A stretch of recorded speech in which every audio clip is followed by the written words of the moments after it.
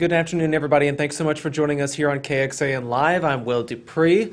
We appreciate you joining us for our stream. We're going to go now live to listen into a news conference that's being held virtually by Austin Police.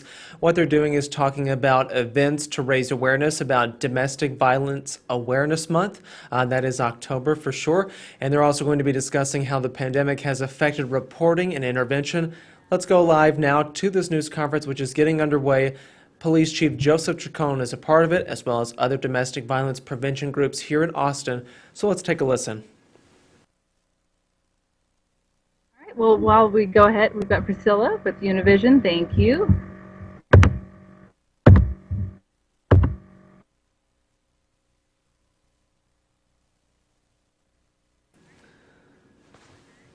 And begin, and after that, once again, after everybody's done speaking, we will go ahead and take questions. Thank you for attending today, and I will now give it to our Chief of Police, Joseph Chacon.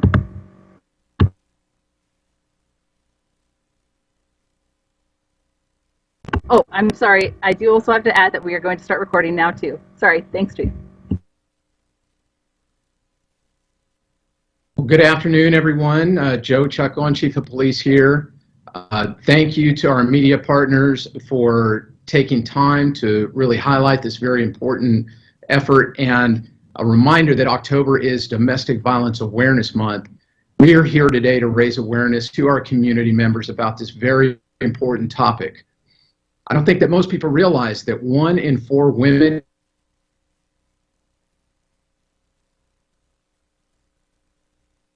about important issues.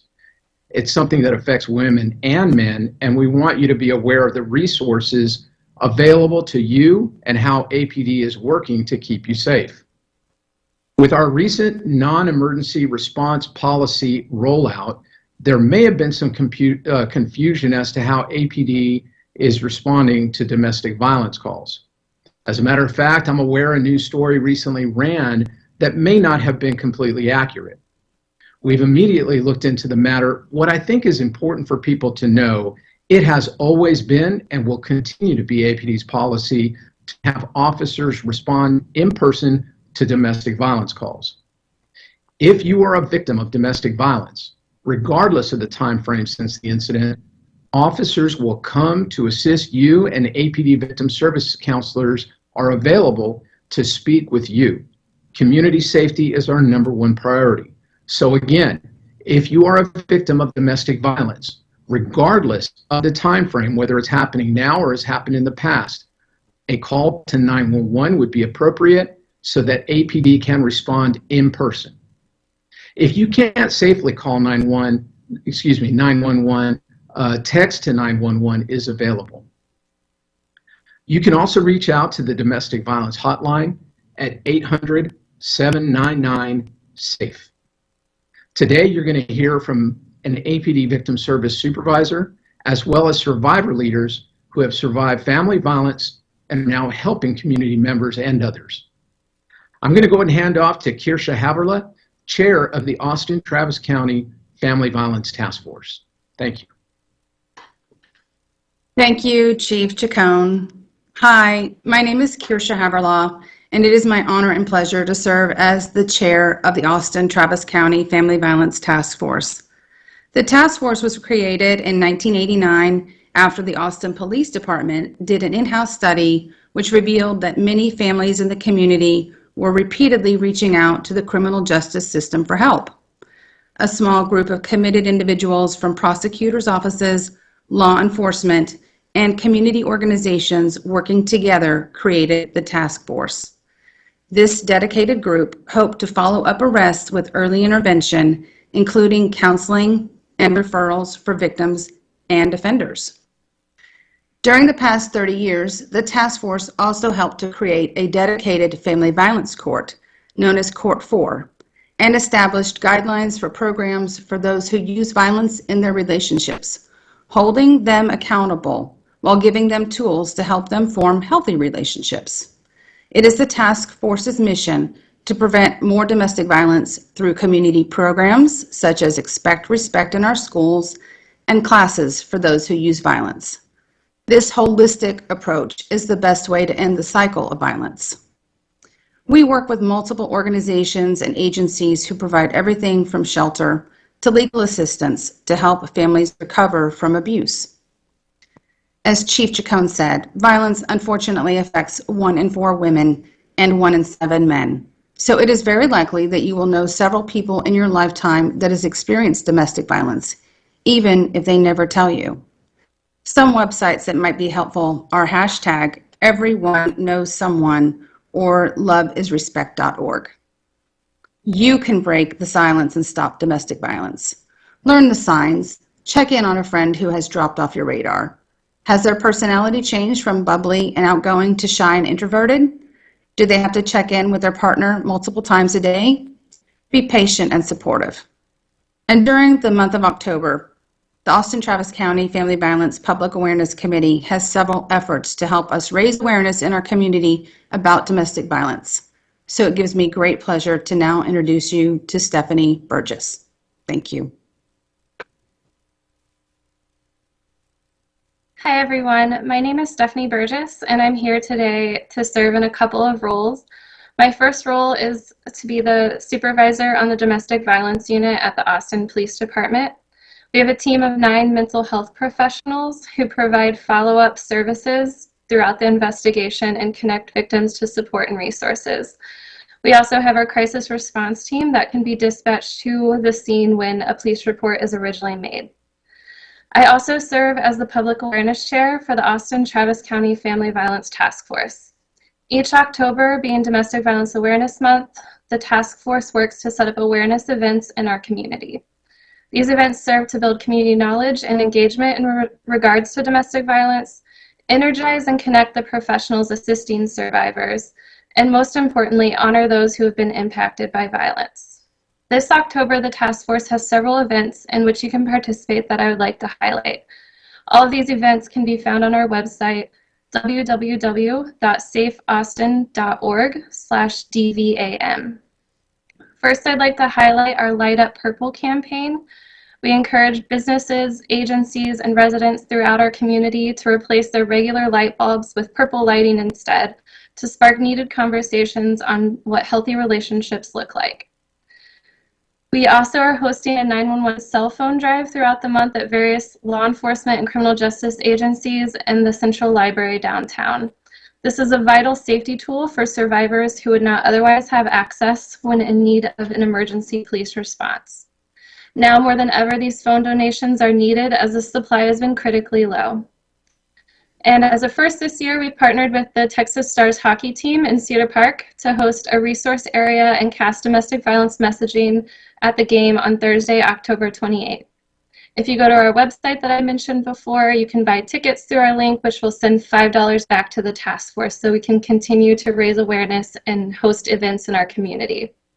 We'll also be doing a Kendra Scott Gives Back fundraiser October 29th through October 30th. As we continue to navigate the pandemic and what a new normal will be like, we're looking forward to the years to come and the return of hosting in-person events through your generosity. Now I'll turn the floor over to a survivor leader in our community, Marcy. Thank you.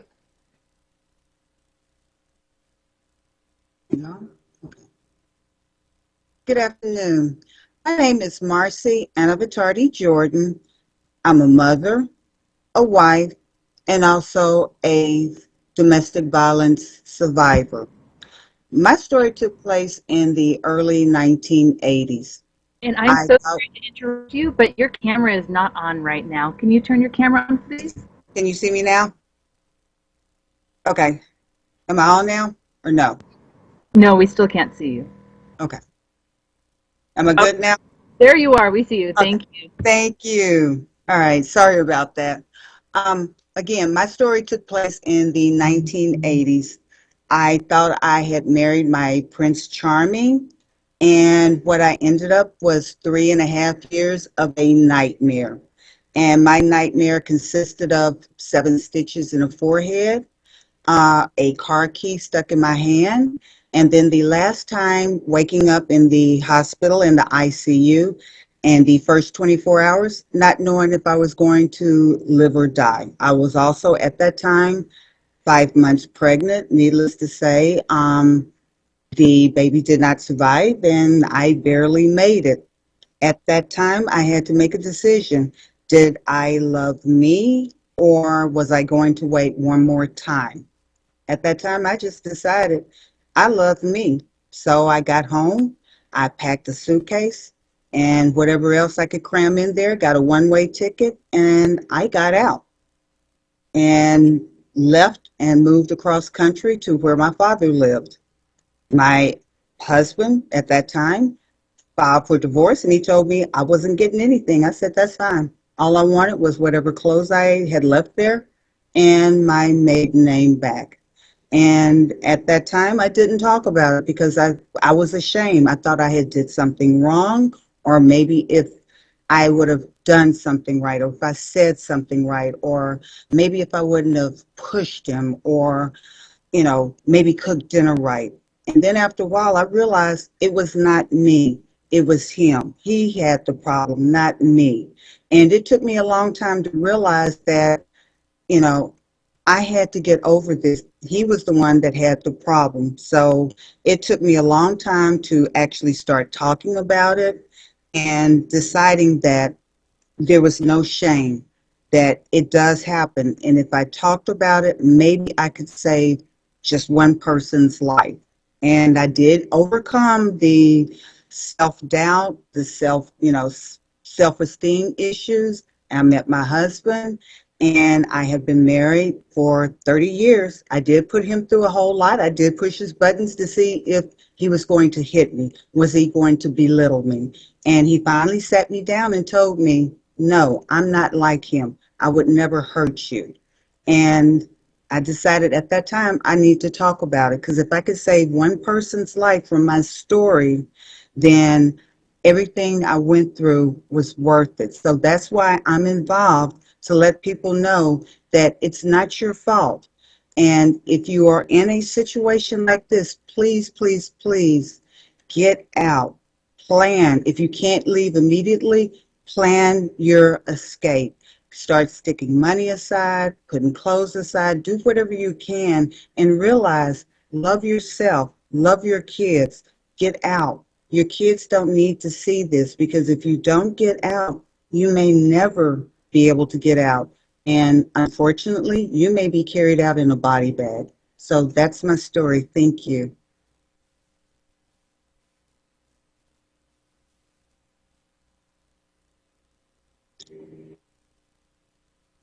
Courtney? Hi, we're passing it off to me? Yes, passing it off to you. Hi, I'm Courtney Santana. Can everyone see me?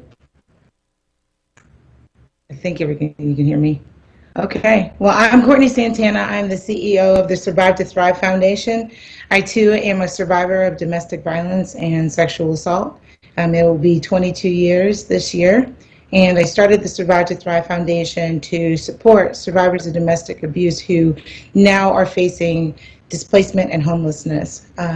My story is much like many others. I was in an abusive relationship for several years, experienced extreme violence at the hands of my abuser, several concussions, I lost a baby, and after several years of that, I went to the local shelter here to receive services. And then after that, it became my mission to serve people like me with children like mine. So now I'm working to deal with the 39% of those victims that find themselves displaced or homeless as a result of their violence, or they've experienced abuse during their lifetime. We are serving over 1,200 families in the last year through our COVID hotline that we've partnered with many community members, including APD, who's a strong partner, and Victim Services, who is like family to us. We support them in providing a hotel safety net, which provides capacity in local hotels and food resources when we have them to victims who are displaced by their violence. And we're launching a couple of campaigns this month. One called the I Believe You campaign that deals with victim blaming and victim shaming, and how do we support victims in their moving forward towards self-sufficiency and recovery. And most of what we do is about survivor empowerment and providing resources to that community. So we're looking forward to partnering with APD and with Victim Services in the future to continue to provide this resource to the community, because 39% of those that are out there right now that are living on the streets are saying that they are victims of domestic violence and sexual assault. And if we can help to provide them the safety net that they need going forward, we'll be saving lives in the future. So I really appreciate your time.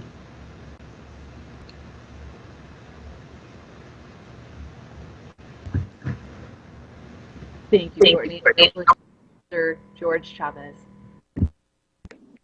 Good afternoon. I am George Chavez. I'm a police officer with the Austin Police Department. I'm currently assigned to the Domestic Violence Unit's CRASH team.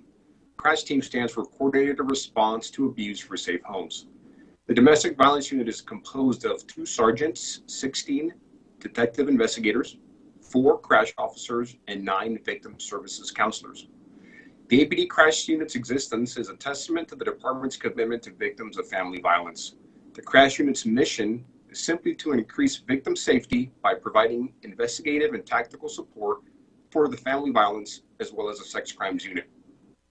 CRASH has the unique ability to respond to immediate threat issues of victims of family violence and stalking. CRASH assists high-risk victims of family violence, stalking, and sex crimes, and works closely with victim advocacy groups in the Austin area to provide security and peace of mind to victims of these crimes. We have several important partnerships with groups such as APD's Victim Services, the District and County Attorney's offices, pretrial and probation services, and local advocacy groups. Through these relationships, particularly that with Victim Services, we are able to intervene in high-risk cases where there is an elevated concern for victim safety.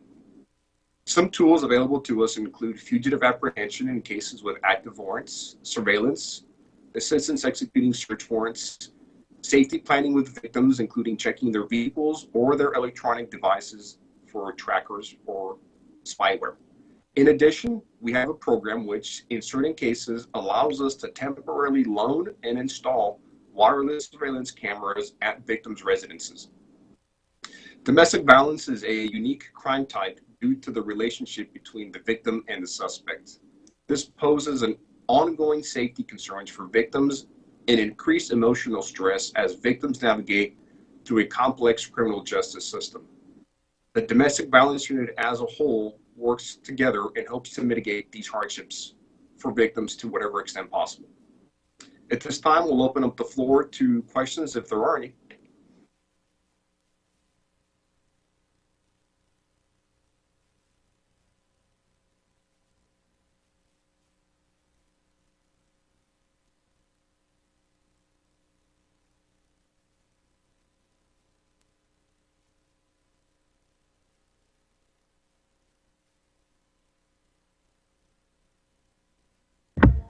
Priscilla with Univision. Hi there. I would like to ask, how has COVID changed, if any, in any way, shape, or form, the way some of these resources are available for victims?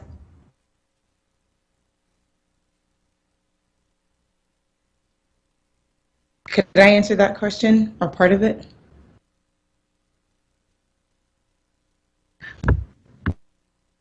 Hello, Priscilla. So last year, the Austin Public Health Department gifted us money to directly respond to victims who were trapped in their homes due to COVID. They were in long periods of time in your home with your abuser can become pretty explosive, and they saw an uptick in domestic violence calls and aggravated assault calls. So they asked us to start a 24-hour hotline to assist those victims who were trying to get out of the isolation that was caused by COVID. They didn't have opportunities to make outcries. Normally, like if they went to work, they were cut off from family groups. There were several reasons why victims weren't able to get access to resources during COVID, just because they were even shut down. Even the shelters they saw a decrease in capacity because they were trying to mitigate infection risk, and they were also trying to make sure to safeguard their staff as well. So we had to create capacity in very inventive ways through hotel stays and through other resources available to the community.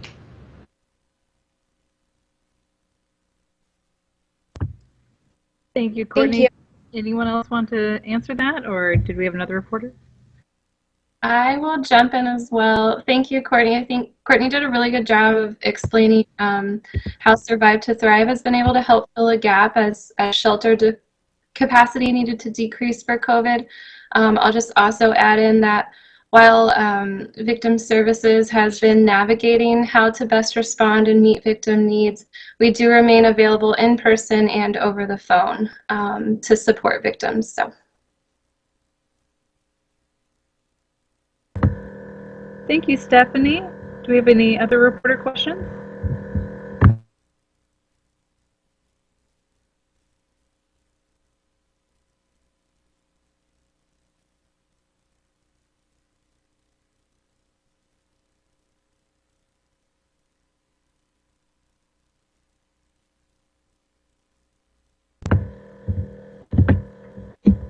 All right, well, I don't see any more questions, so I just want to say thank you so much to everyone for coming today, to everyone who spoke and shared their stories and the resources, all very important, and also thank you to all the media who attended. Thanks so much for being a part of raising awareness and help during Domestic Violence Awareness Month.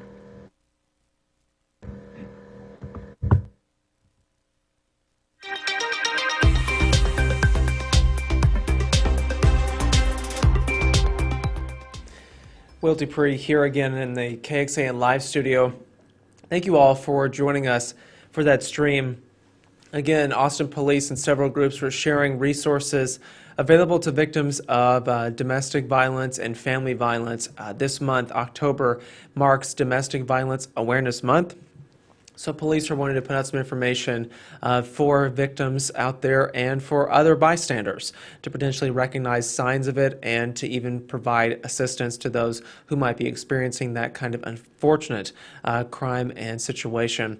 The beginning of this news conference started with the police chief, Joseph Chacon, addressing the new approach to non-emergency calls for the police department. At the moment, if you are suffering a non-emergency, you're asked to call 311, not 911. However, Chief Chacon said there that domestic violence calls will not be handled in this way. They will still be funneled through 911, and officers, he said, will respond to those calls because of the nature of them. So he just wanted to clarify that because there had been some discussion about that out there in the public. If you'd like to find out really some great information about these upcoming events to raise awareness for domestic violence prevention, you can find it right now on our website. It's on our one of our top stories there. There are a number of events coming up later this week and even next week and even right up to leading to November. So you can check out all those details there, the times, locations, and dates.